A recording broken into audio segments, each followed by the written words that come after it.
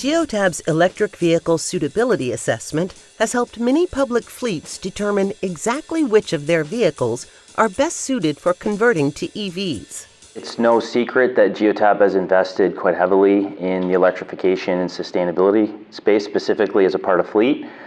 Public sector, a lot of our public sector customers today are undergoing increasing scrutiny, and expectations are quite frankly being elevated.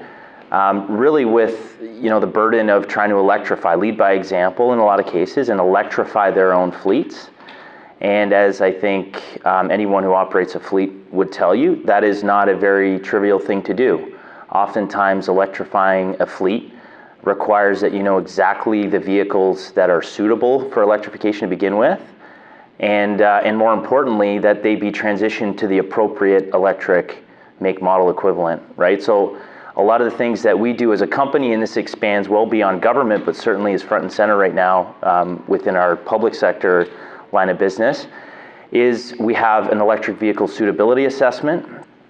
So we actually study the use of these vehicles, we study the duty cycles, we study the driving patterns over a period of time, and then we actually model it onto an electric drivetrain equivalent, so that when our customers, and in particular our government customers, are told maybe via an executive order or some kind of ordinance from city council that they should be electrifying large portions of their fleet, we can actually tell them which ones are perfectly suited for electric conversion. And then by extension, tell them how much money they would save as a result, how much greenhouse gas emissions they would be reducing ultimately. So there's a lot of benefits, but it really does start with getting a very deep and rich understanding of which vehicles are best suited to be electrified. And so we have a lot of examples at all levels of government, federal, state, local, where a fleet manager, a customer of ours, is being told you shall electrify X percentage of your fleet by a certain date.